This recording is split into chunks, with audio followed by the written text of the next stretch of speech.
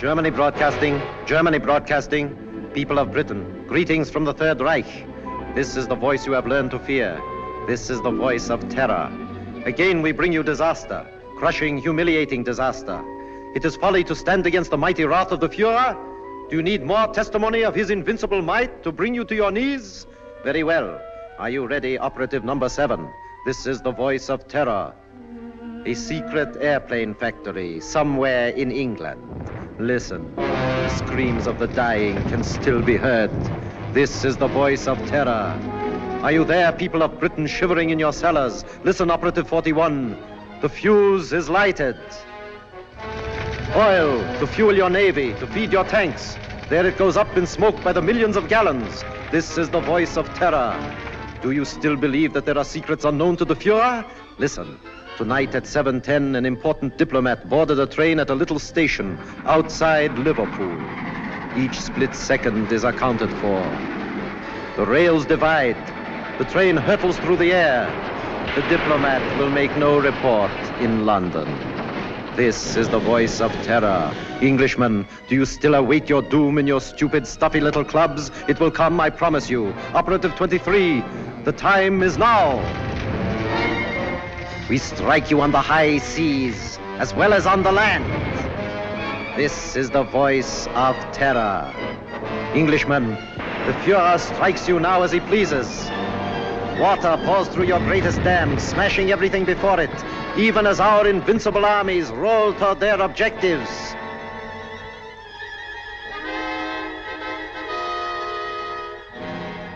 Despite the effective work done by the Intelligence Inner Council, jailing fifth columnists and saboteurs, despite their efficiency in coordinating military strategy based on information of enemy movements, they seem unable to cope with the voice of terror. Already 6 military catastrophes have occurred. The unmitigated nerve of the press. Now they're attacking us. At last the fellow to kingdom come. If only we could keep this insidious stuff off the air. I'm not sure that I agree with you. What purpose would that serve? Well, the people wouldn't have to listen to it. I've been talking to Crosby, the radio technician. If we want him jammed off the air, Crosby can do it. I've been working along other lines. I've asked Mr. Sherlock Holmes to come here. What? Sherlock Holmes? This isn't a case for a private detective, it's a matter of state.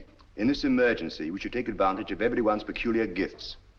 Mr. Holmes is the most subtle and extraordinary private investigator of our time. Are you intimating that the Army and Navy intelligence plus Scotland Yard are not equal to the occasion, Sir Evan? I'm sure they're equal to any occasion. They've done a marvelous job of lining up fifth columnists, saboteurs, and keeping us informed of the enemy's movements. But the voice of terror seems to have them stumped. Sherlock Holmes may have a new approach that will solve the problem. What's happened inside these walls has always been secret. We don't want any outsiders here. I'm positively and irrevocably opposed to calling in Sherlock Holmes. Perhaps you'll change your mind. I see nothing whatever to make me do so. Prentice is right. For ordinary criminal investigation, Holmes is excellent, but not for this. He's unorthodox and theatrical. I can tell you all about him. Gentlemen, perhaps I can throw some light on the subject myself. Holmes, how are you? It's so good of you to come. Good afternoon, Sir Evan. Your card opened all doors. Oh, Blouser! Oh, you put on a little weight since you left school. You don't look any younger yourself, Dimples. How are you? Fine. Come in, won't you? You know these gentlemen? I think so. How do you do? I haven't had that pleasure. May I introduce my friend and associate, Dr. Watson? How do you do? I'm afraid I've arrived at an embarrassing moment. Not at all. This gentleman here, Admiral Sir John Prentice. Admiral Prentice, objects most strongly to my being called in. How could you possibly infer that? From the carpet. Carpet? A man who rises from his chair and digs his heels sternly into the carpet is violently opposed to something, and the Admiral, being quite distressed by the criticisms of the press, would be most apt to resent my intrusion. Well, You've just arrived from Sevenoaks. yes, of course. How on earth did you know that? Oh, pardon my mentioning it, but adhering to your left boot heel is a variety of clay known only in Sevenoaks. An amazing piece of deduction. Elementary, my dear Barham. Here's a broadcast of the voice of terror.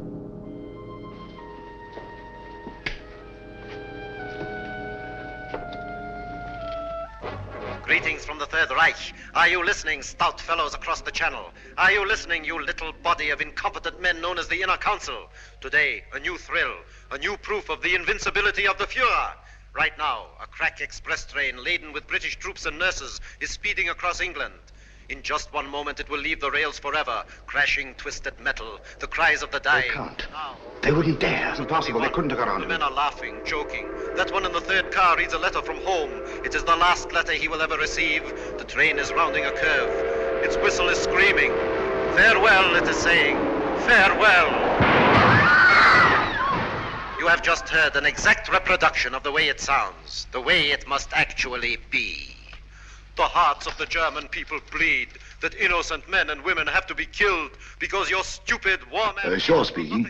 Have you any news of the Liverpool Express? Time and time again offered in peace.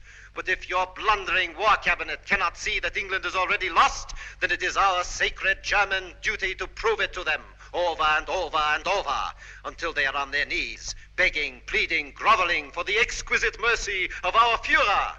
Each night, the voice of terror will announce... Shut it off. death blow, struck at Stop the it. heart of England. Even as you listen, and you... I'm sorry. Do what you can, Holmes. This frightful thing has got to be stopped. His son was on that train. How did they find out about the truce? It was an absolute secret. Gentlemen, something must be done about this thing at once. Yes. First of all, then, the voice must not be blocked off the air. But he's a menace. All over the Empire, this horrible news is broadcast, blown up out of all proportions. The world is beginning to believe it. Even our allies are counting England out. People are frightened, panicky. The British people are not so easily panicked. It's dangerous, I tell you, to let this thing go on. Dangerous, yes, Captain Shaw. But we must continue to listen. What for? So that we can keep on guessing who it is? His identity is not important. The important thing is the purpose behind this campaign of terror. Purpose, indeed. Isn't it enough that our most secret plans are known? Our ships are being destroyed, our trains wrecked? I'm convinced that these disasters are only a prelude, a smokescreen, to cover up a more diabolic plan.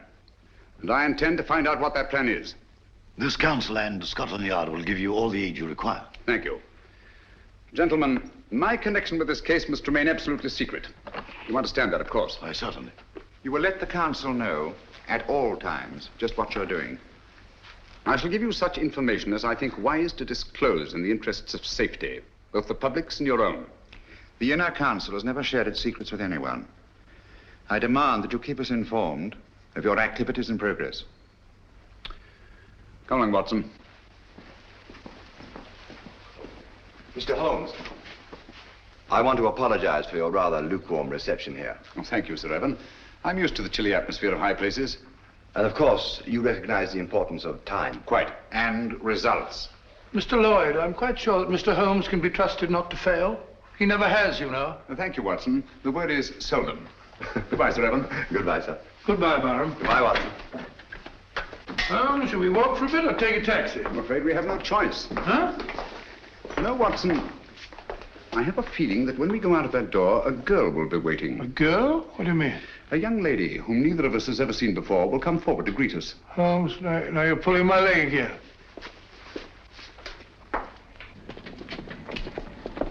Mr. Holmes, I'm Jill Grandis. How do you do? This is my friend, Dr. Watson. How do you do? How do you do? I've been assigned to drive you around. Thank you. Good gracious me. Where do you wish to go? Baker Street. I know, 221B. Come on, Watson. Hurry up, old fellow.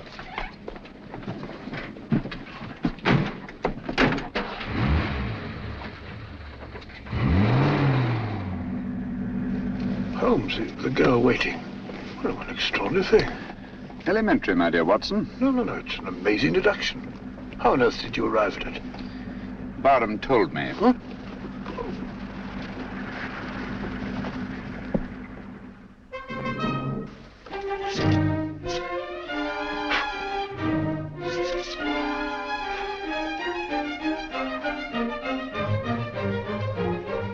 Oh, don't you worry, Mrs. Hudson. Just giving her a bit of a clean. Now we're on a case again. The joints are a bit rusty, like mine, you know. Is he back in a case again? Case? The greatest case of his of our career. Oh, mercy, it always is.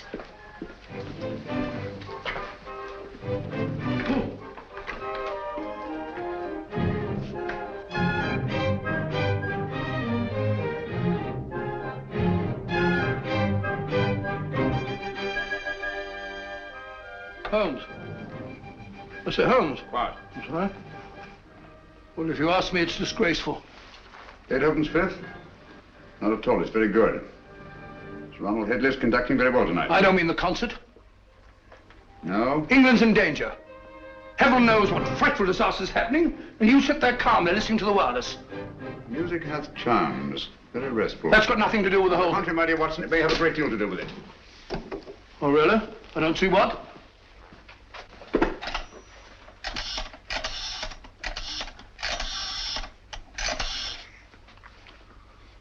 BBC request station, this is Sherlock Holmes. I understand you play recordings. Would you mind playing Beethoven's Fifth, conducted by Sir Ronald Headley? Thank you very much. But you just heard it. I like it. Oh?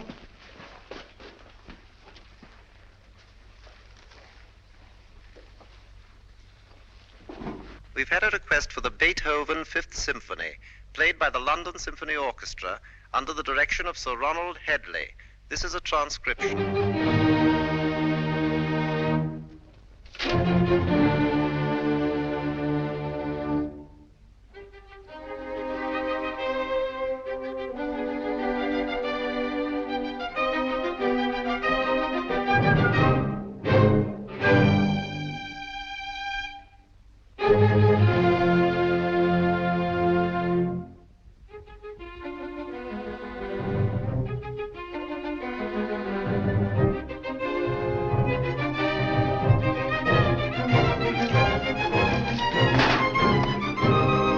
What's all that about?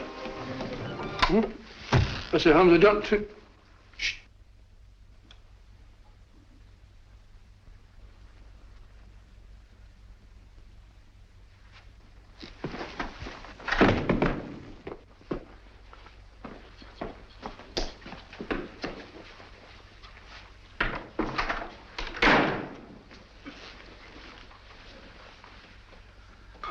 Mr. Holmes. Yes, Gavin? Christopher. Dead? Yes. It's been driven in with a lot of force. Watson, this is a warning. Warning? How do you know? I had sent for Gavin to get certain information that you must have found there in the dark and sinister alleys of Limehouse. He came with his message, which someone doesn't want me to hear, someone determined and dangerous. What's the good of a warning of danger? You don't know from what or from whom? That we shall have to discover. There's nitrous number the tip. From a distance of about 50 feet, by a man about 5'10". Steady, Holmes. Elementary, no fingerprints. But the distance and the man's height. The angle of entry and the force with which he penetrated the victim. But Holmes, what do you suppose he meant when he said Christopher? We must find out at once. Come on, Watson. Huh? Come in. Oh, Mr. Holmes, I saw a fella lurking about your steps tonight. Blimey, he won't lurk no more. From the yard. Take care of it, Dobson. Very good, sir. How did it happen? Haven't time now. Get your coat on, Watson. We're going out. No. Holmes, you promised. Oh. Where are we going? Limehouse.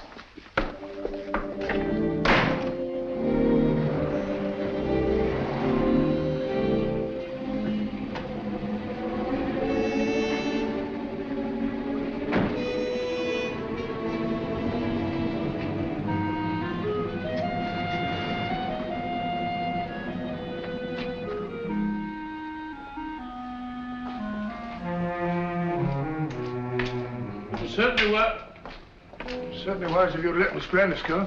This is no place for the girl or anyone else. Yet there seem to be people about.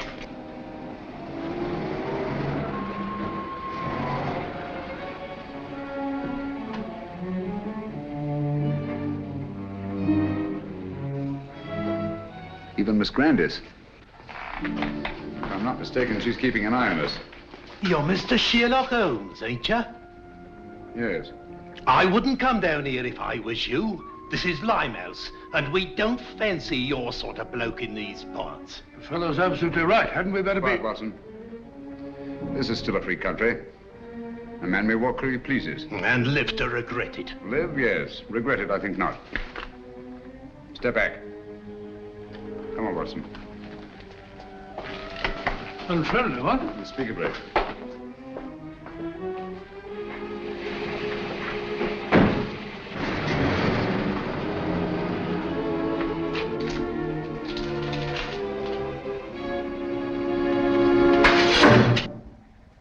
What was that, Holmes? It's all right, quiet. I can't see a thing. Luckily for us, neither can they.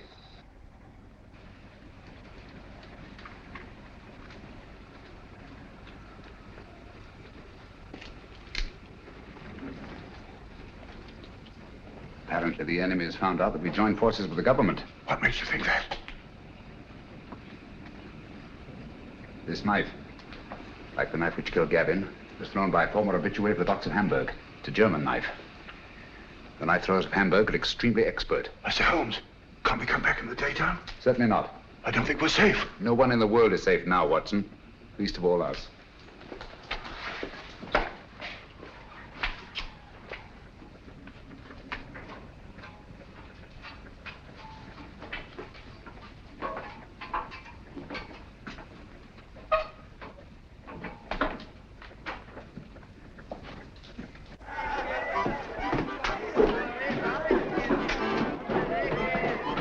What is it? Not ready.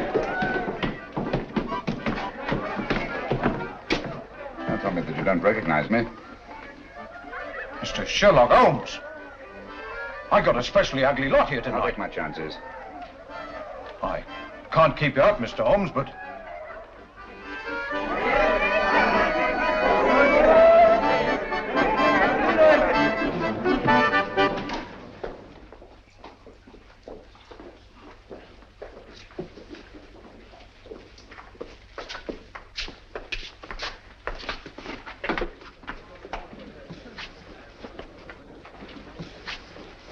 Where's the girl, Kitty? Gavin's sweetheart. His wife. Can you get her? It's urgent. Try. Holmes, I don't think I like this place much.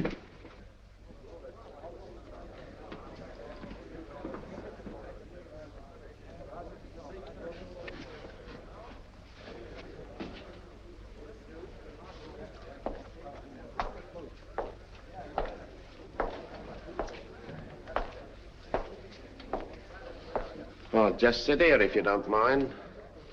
I think you'll recognize me, Mr. Holmes, if you look hard enough. Camberwell. You've got a long memory. Like me. Tarleton murder, 1932. Of course, I sent you up. Mr. Holmes, don't you think we better be... Stow your gab. For 10 long years, I've been sitting down there in Dartmoor. For the old 10 years, one thing's been preying on my mind. Only one? Just one.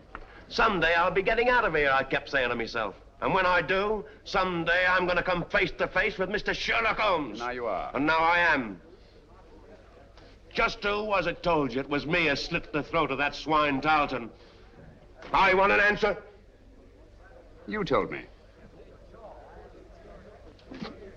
Me? On the windowsill, you left 4 infinitesimal pieces of ash from a particularly revolting kind of tobacco that you were known to use. The knife blade was sharpened by a left-handed man. You signed your name to the crime. So that's what? Exactly. Very careless. Careless. It's criminal, I calls it. I ought to be shot. Perhaps someday you will be. You can put your revolver away now, Watson. Well, Holmes, you never know.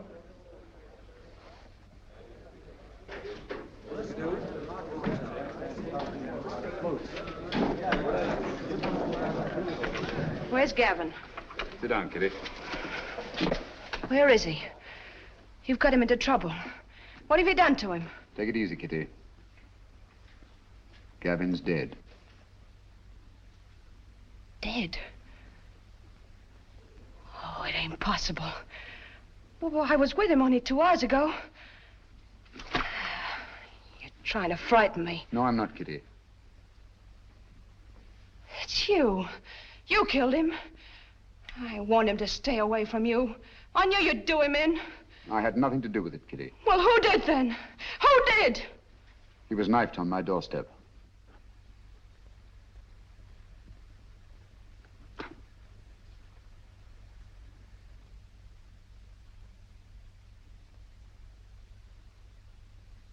I'm sorry. I'm deeply in his debt. Before he died, he said one word. Christopher.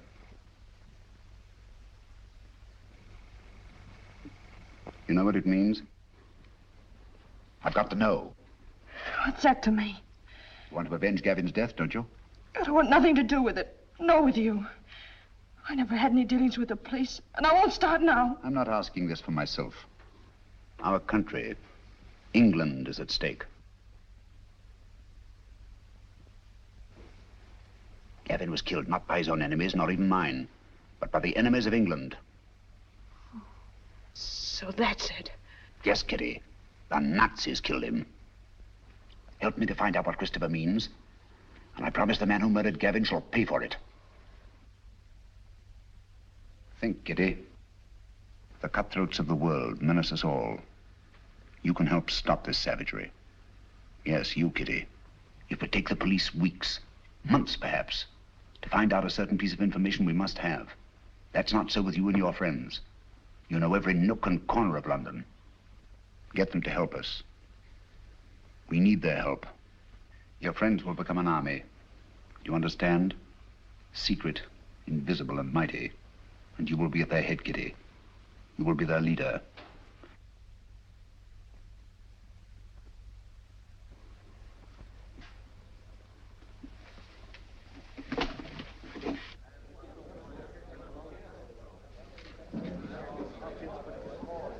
Grimes, do you know what Christopher means?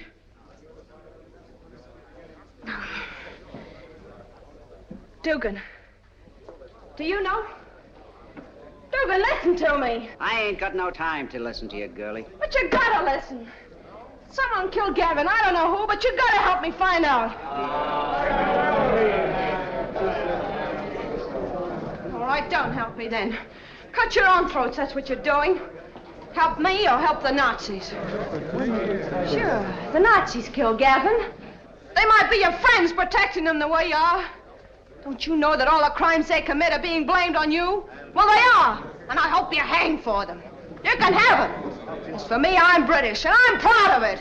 Nobody's gonna call me a Nazi and get away with it. Well, help me then. Tell me what Christopher means. Never heard of it.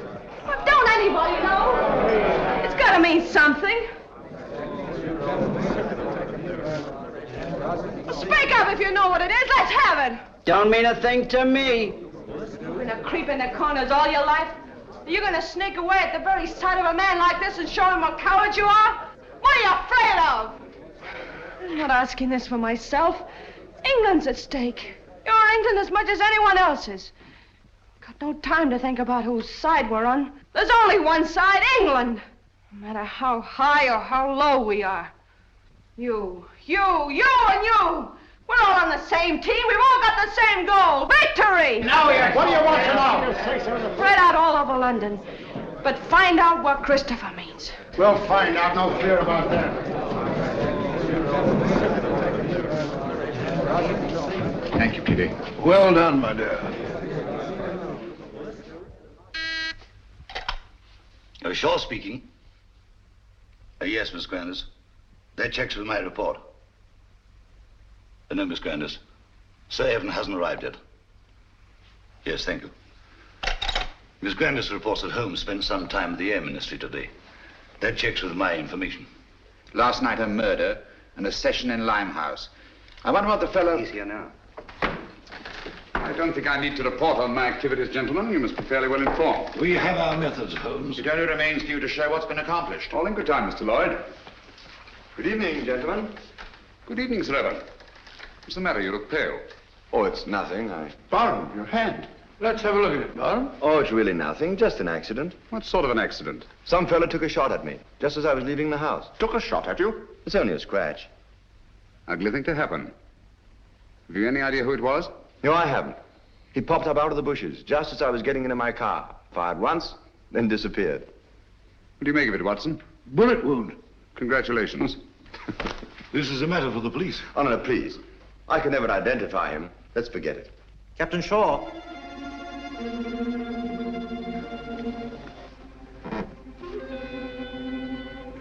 People of Britain, greetings.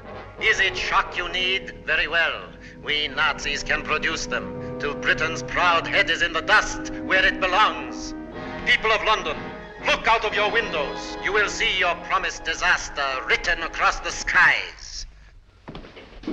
Lawford, turn out the lights, please. Look to the East India docks. Are you alert, number 20? Look, Britain, look, and wonder, and despair.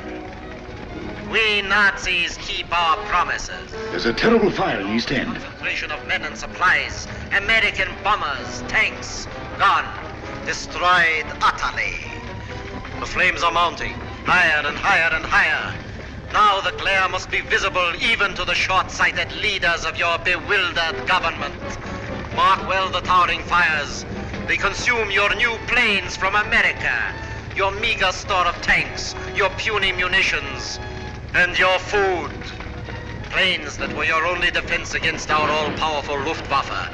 Tanks and munitions that you prayed would hold against the magnificent 50-ton German land monsters, which will soon be crashing through your very houses. Food. Desperately needed morsels you...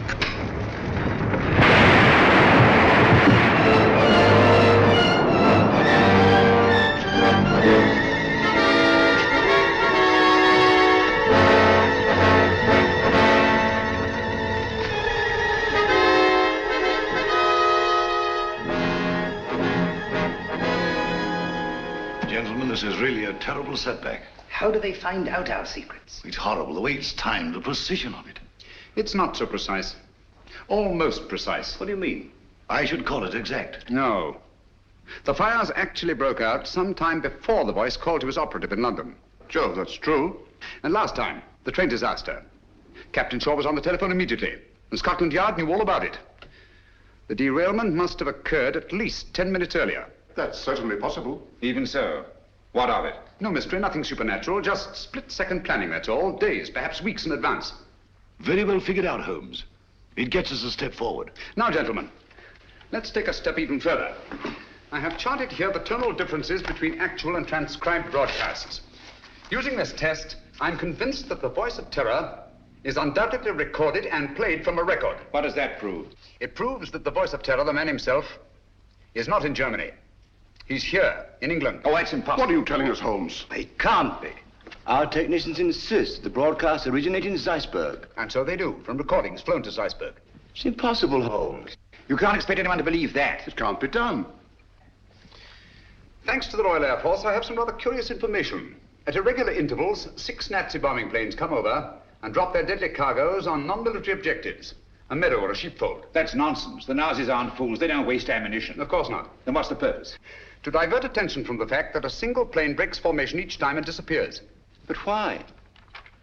Gentlemen, that lone plane picks up plans, maps, secret military information, and the voice of terror's timed and recorded speech and flies them to Germany. I can hardly believe it. Sensational, if true. It's incredible. Fantastic. Mr. Holmes. Yes? There's a person outside asking... A lady? Ask her to come in. Excuse me, gentlemen.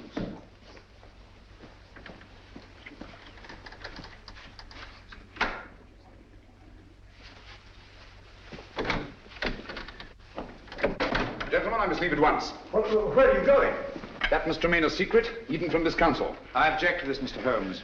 You're here against my wishes. Since you are here, I demand to know what's being done. As I've already told you, Mr. Lloyd, I shall report to this council at the proper time. And so, gentlemen, until we meet again, as I hope we will, take no unnecessary risks. We're all in grave danger. Come along, Watson. Coming.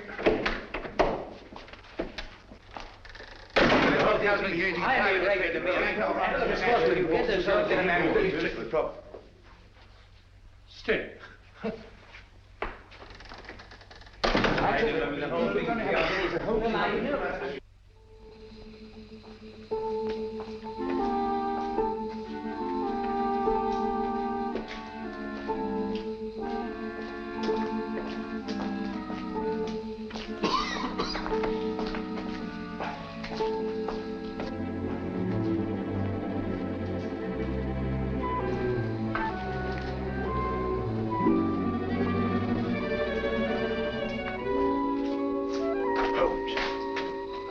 followed. Yes, I know. It's Lloyd. Lloyd? How do you know? He's so obvious about it.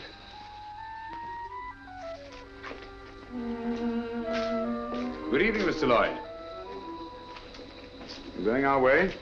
I intend to find out what you're doing, even to the point of following me. This is our business, you know, as well as yours. All right. Come along.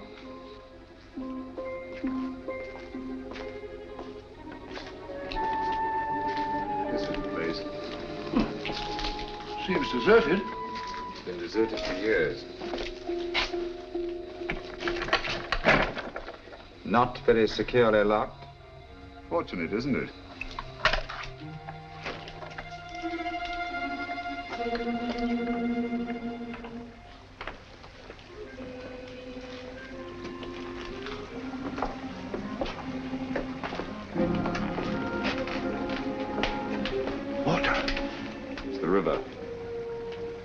This is part of the old Christopher docks. Never heard of them. Christopher? I say, Holmes, isn't that the word that Gavin... Watson. Oh, sorry. They're almost forgotten. They were built before Victoria.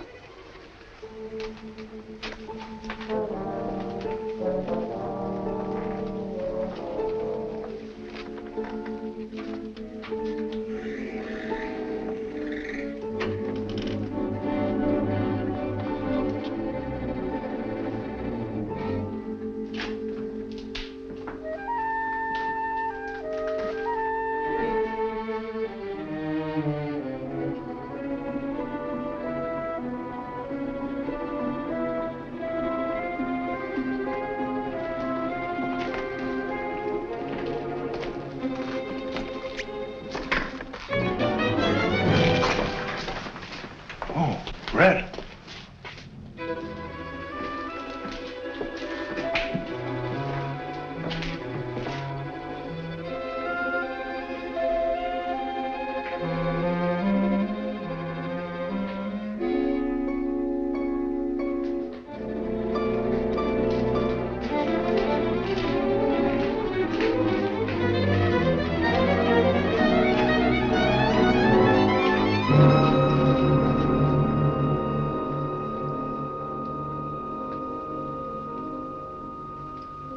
Good evening, gentlemen. I knew your curiosity would be your undoing, Mr. Holmes. You were expecting me then? Yes. I had hoped that the entire council might have come. It would have been a pleasure to deal with all of them, quietly and effectively. Eventually, they all will be taken care of. However, Mr. Lloyd is quite a catch and will have to suffice for the moment. What do you intend to do with us?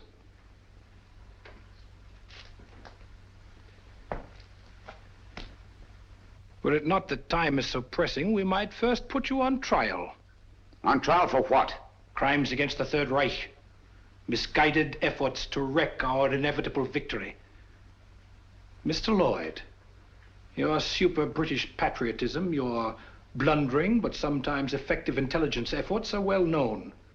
We have quite a score against you, which will be settled. Dr. Watson. A fair physician, no doubt, but of no consequence.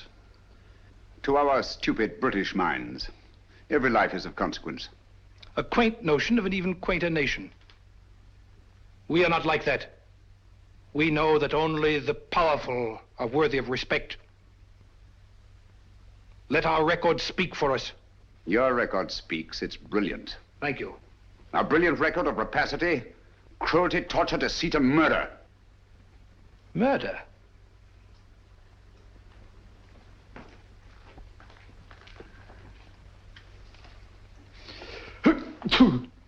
Gesundheit. Thank you. Cold? It is a little chilly in here. I'm sorry you're uncomfortable. My discomfort is of no consequence. Your false courage is not impressive, Mr. Holmes. Of course you realize that you and your friends are going to die? As all men must, sooner or later. Not later. Now.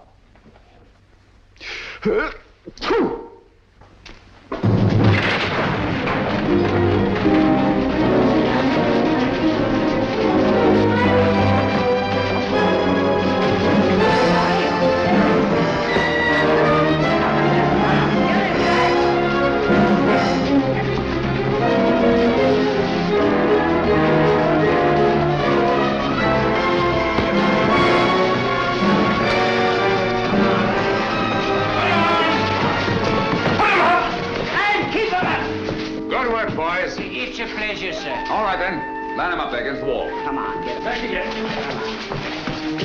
Come on, get back.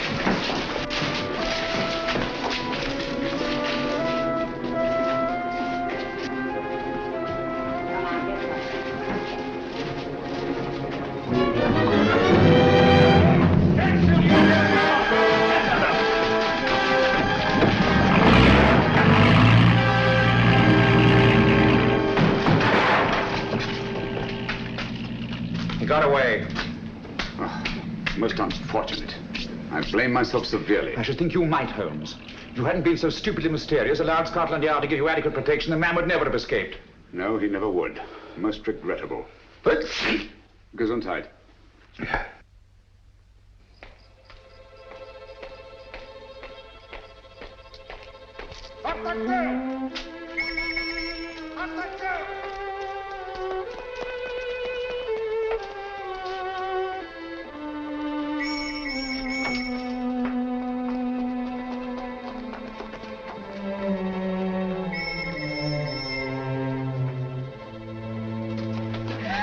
Keep quiet.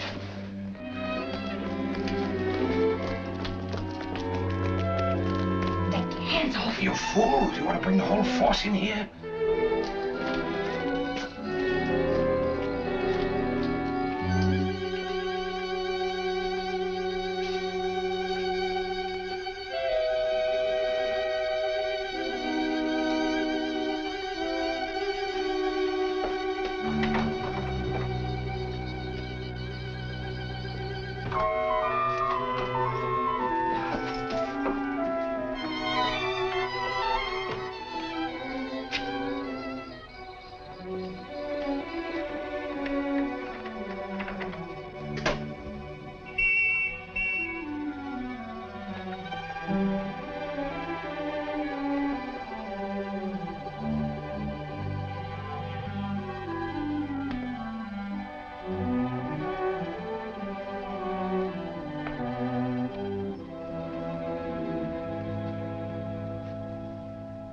So that was it, eh? Quite a haul. It's mine.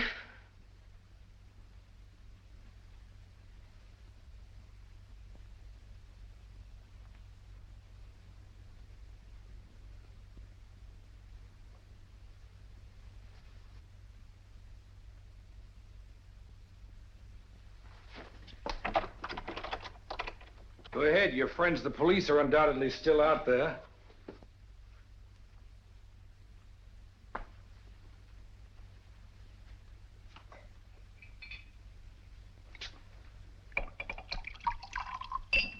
There isn't a better hideout in all London.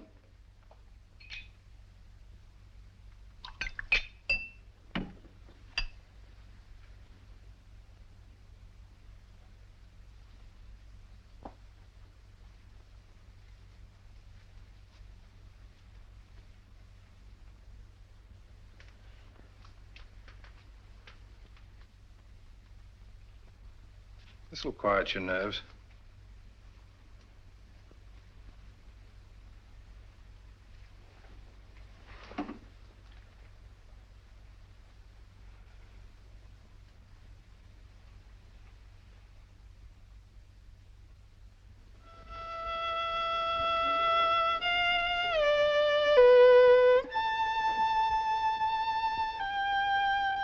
The tea's got cold again. You've been playing that thing all the afternoon? Fiddling while Rome burns. Hello, what's this? General J. Lawford, KCB DSO, and Captain Roland Shaw, MC, who today narrowly escaped being struck by a falling wall in a bombed area. Lawford and Shaw by a falling... Holmes, you don't think that... It was not an accident. Good heavens. Holmes, that sinister-looking fellow, what's his name? Meade. If only he hadn't got away. Yes, difficult as it was, I managed to let him escape. You let him escape, but great Scott, man. He was about to kill us. He may even yet. I don't understand you, Holmes. It's my theory that this chap Meade is the arch criminal, that he's behind the whole thing. You're absolutely right, Watson. Except for one thing. Well, I'm wrong. Have you observed that a highly secret military plan is thwarted by each of these disasters? Yes, I have. Now that you mention it. Watson, there's a leak. A leak? You mean in the council? But Holmes, that's impossible. Anything is possible until proved otherwise. See who are in the council. Lawford and Shaw. They're above suspicion. Their record proves that. Anyhow, they were attacked. Unsuccessfully. Prentice? Would he kill his own son? Doesn't seem likely. And yet the boy is dead. Barham, of course, brought you into the case. So it's quite obvious that he wants it solved. Most patriotic of Sir Evan Barham. Yes, he's a great fellow. Played wing 3/4 for the school my last term, so I can vouch for him. Besides, he was attacked too. Shot at. So I gather. How about Lloyd? No, it can't be him. Meade was going to kill him as well as us. By the way, he's a brave fellow, Lloyd. Did you notice that he didn't turn a hair? Very composed. Come in. Mr. Holmes? Yes, Kitty? I think now we'll be able to get some information from Mr. Meade. Your plan worked like a charm. I knew you could do it. Oh, it's not so hard once your mind's made up. And mine is. You'll be careful. She better be. She's mixed up with that fellow. Oh, I'll be careful, all right. But I'm going through with this. Good girl. I heard him talking on the phone today. Yes? He said, I'll take care of that little Seven Oaks matter at 11 tonight. Seven Oaks? Isn't that where... Barham has a country place. Watson, there's not a moment to lose. If I find out that Meade did kill Gavin, I'll... If so, he'll be punished. I warned you no one was safe with that fellow at large. Now he's after Barham. Yes, I only hope we're in time. Come along, Kitty. I'll get you a taxi. Thank you, Mr. Holmes.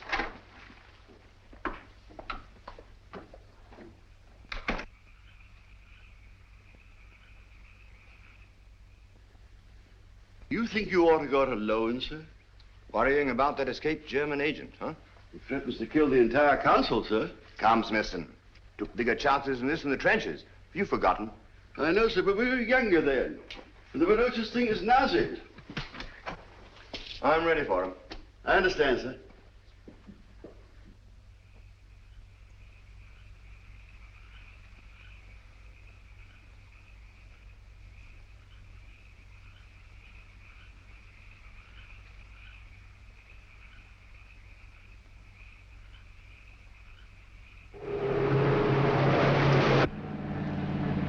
You've driven Sir Evan down here before, of course, Miss Grandis. Quite often. He comes down whenever he can. He's a local air raid warden, you know. Likes to get away from the excitement occasionally, eh? Yes, it's so very quiet here. Quiet and remote. Away from everyone.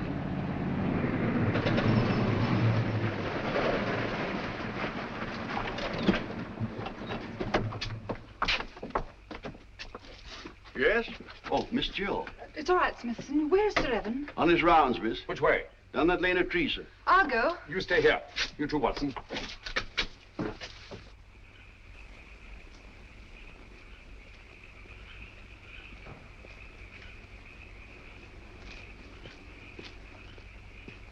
Hello there, Barham.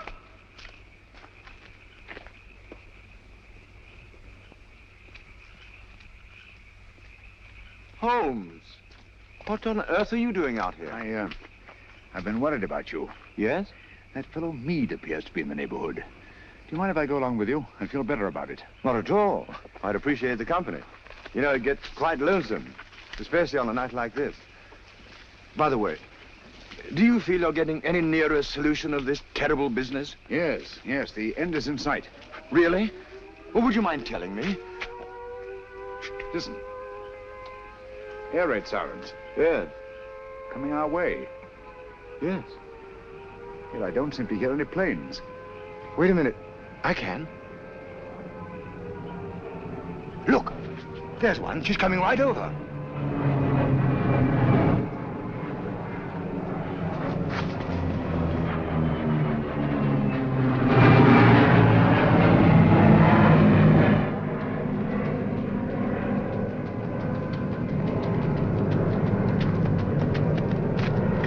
There she is. Ours or theirs? Theirs. Holmes, he's coming in for a landing.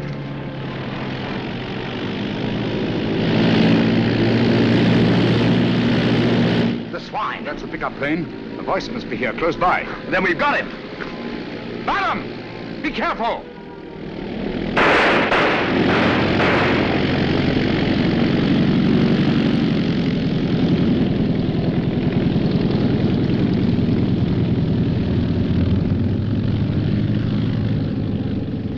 I can't understand you, Holmes. Why didn't you help me? We almost had him. You're too impatient, Barham. My patience is exhausted. This has got to stop. Thought you'd have solved the whole thing long before this. What happened? Was that a Nazi plane? Yes, I saw the filthy swastika myself. Great Scott. Took a shot at him, but he got away. Meade also got away. Well, I better go and report this. We'll go with you. Come along, Watson. You needn't bother. I can take care of myself. My dear fellow, there's no use taking chances. I'm afraid you're a marked man as long as Meade is at large. Come on.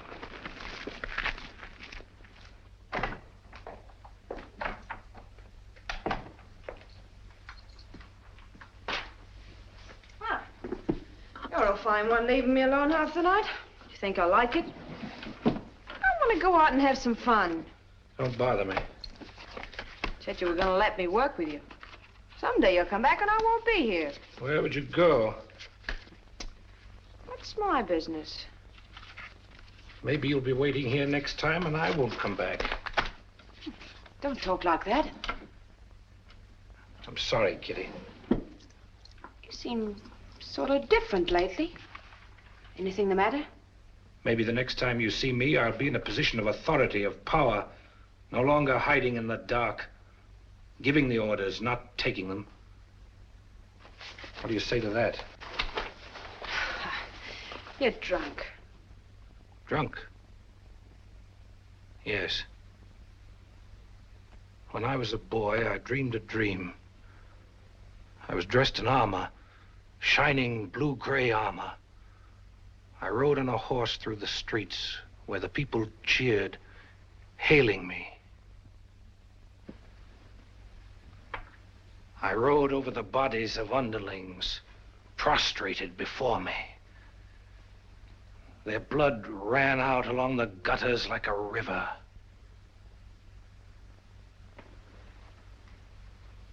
What if this was no dream? What if it was prophecy? What if all this comes to pass? Well, something must have happened to you.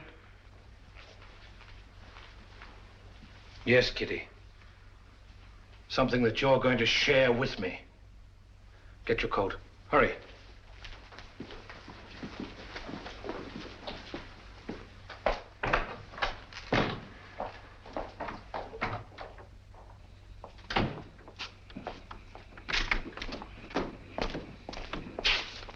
Right, you. Got plenty of petrol? Enough. Start driving.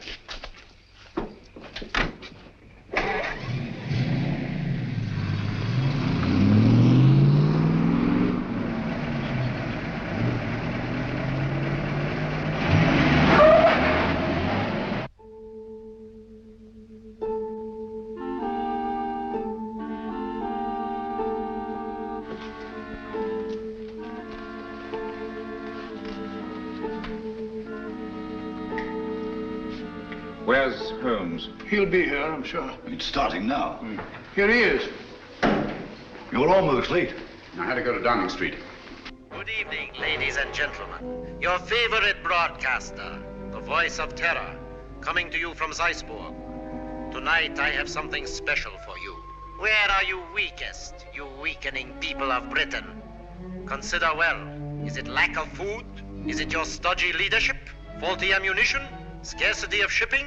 Lack of raw materials? Do you know that despite all your great efforts, your coasts are inadequately defended? Especially one coast. And there we shall strike. Swiftly, terribly. Tomorrow at sunrise. In a special broadcast at that time, I shall describe the carnage. Turn it off. What does he mean? What kind of threat is this? Remember, all our reports for the last few weeks have indicated abnormal enemy activity on the coast of Norway. That means an attack in force on our northeast coast. Then that's where we must concentrate all our forces, immediately. They'll never bring it off now that we know. This time the voice is boasting. Perhaps, but so far he's made good his boasts.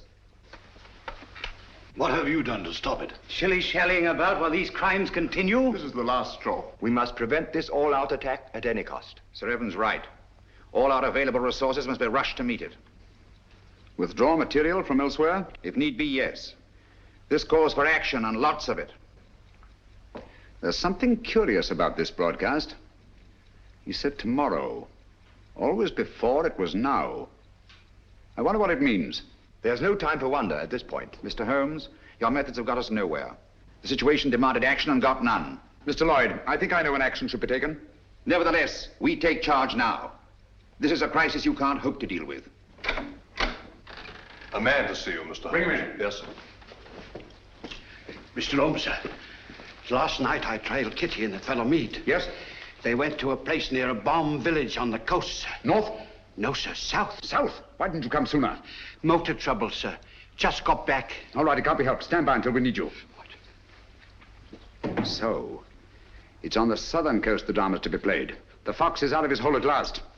Meade has led us to the voice of terror. Gentlemen, we must set out at once. Are you mad? What sort of a wild goose chase are you suggesting? It's ridiculous. It's time to put a stop to this. Barham speaking. Yes, of course. We've been ordered to accompany Mr. Holmes.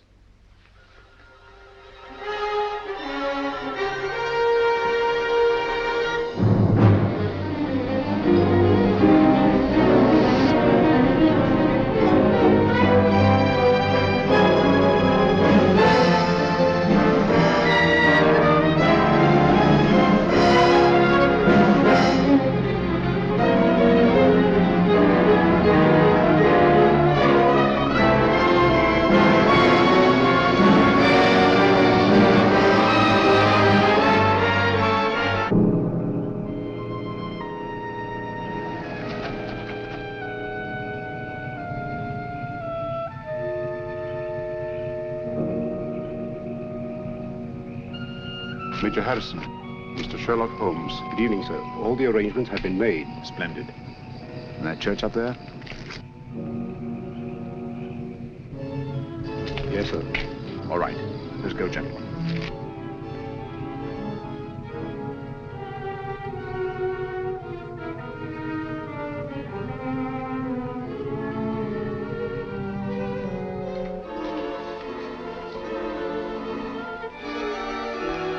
Von Bork seems to be delayed. He'll be here, never fear. You all understand your objectives. Sheila! Sheila! Yes, sir. You understand what you are to do? Yes, sir. I'm going with the first contingent to Liverpool. Your men are waiting there, organized to take control? They have been ready and waiting for weeks. What was that?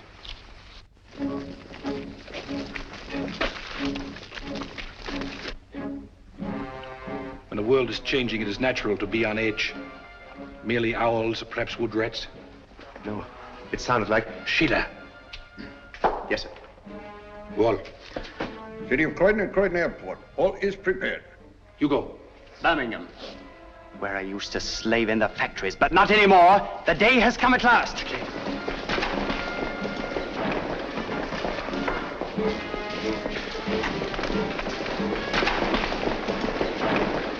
Line them up over there.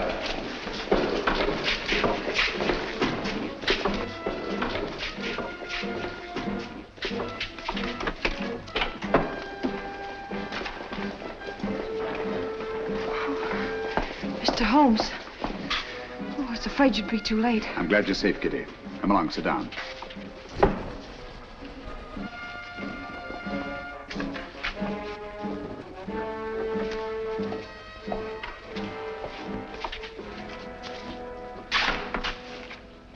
Gentlemen, when Mr. Meade and I last met, he wished he could put us on trial. Mr. Lloyd, Dr. Watson, and myself.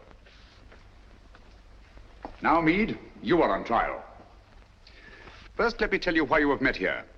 The vague but canny threat against our northeastern coast was a blind. Your group has congregated here to receive an invasion army proceeding across the channel. What? Invasion? All those men rushed for defense of the north? I can't believe it. It sounds impossible. Sit down for a moment. It seems absurd of me.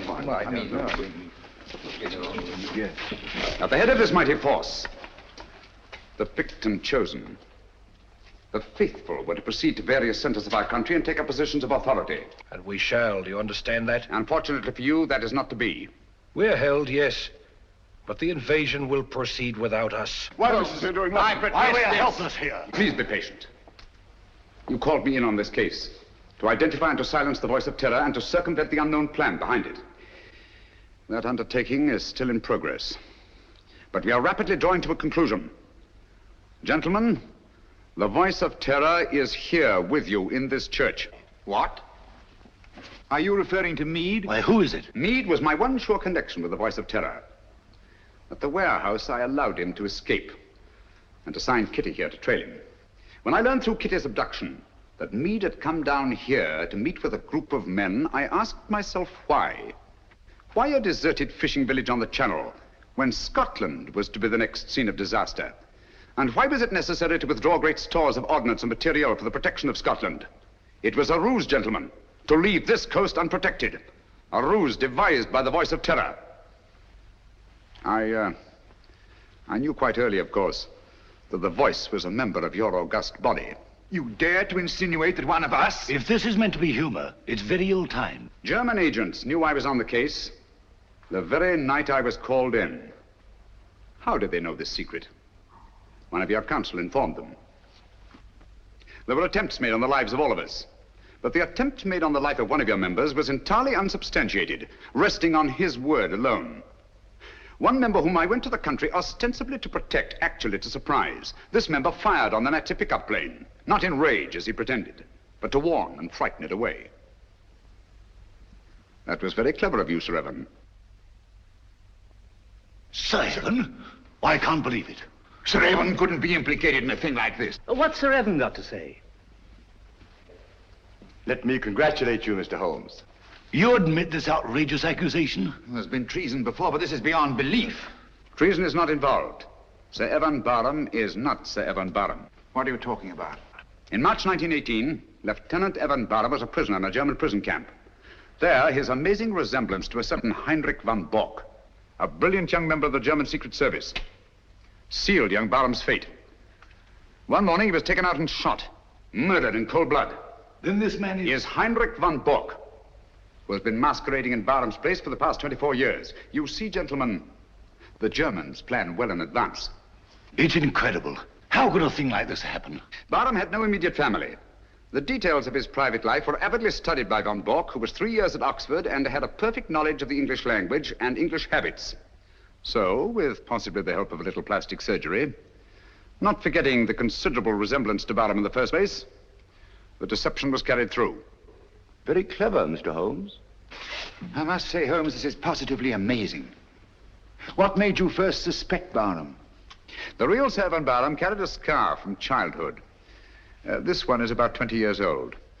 A detail, but significant. I can't believe it. It was Barham who insisted on your being brought into the case. A colossal piece of egocentric conceit. One to match your own, Mr. Sherlock Holmes. Of course I brought you into the case. To see your weak and silly handling, to watch you fumble and lose it.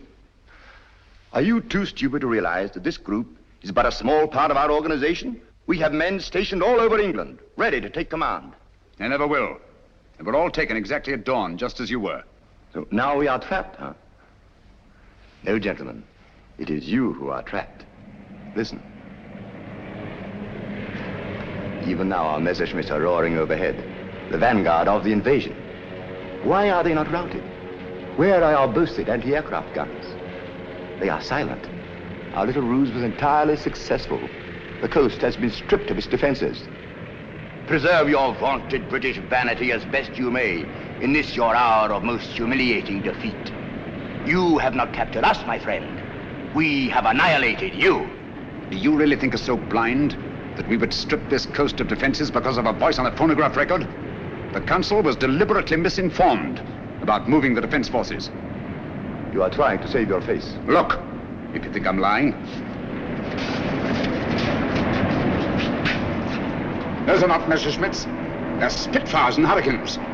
Returning from blasting your invasion forces, destroying men and barges with 1,000. Look further, Von Bork. Look below. Commandos, tanks, slipping away now that your invasion force has been destroyed to bring ruin and terror to your people.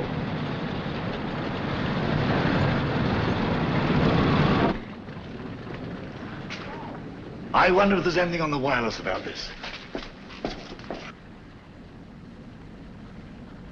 The BBC.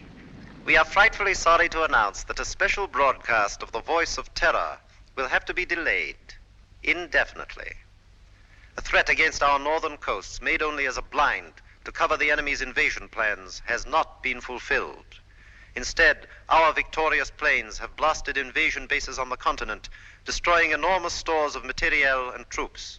More news of this triumphant victory tomorrow. At the same time, the scattered Nazi agents all over the Commonwealth have been unceremoniously clapped into prison.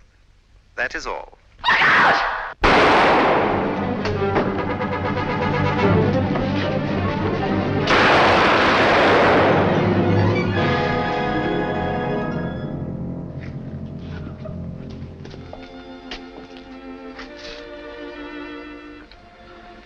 This girl merits our deepest gratitude. Our country is honored in having had such loyalty and devotion. We'll remember. Holmes, I don't know how we'll ever thank you. Don't try, it isn't necessary. I'll be with you in a minute, Holmes. I'll just see that she's taken care of.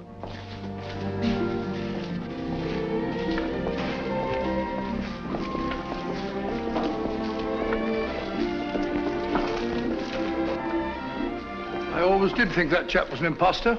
Barham was a good fellow. Played wing three-quarter for the school.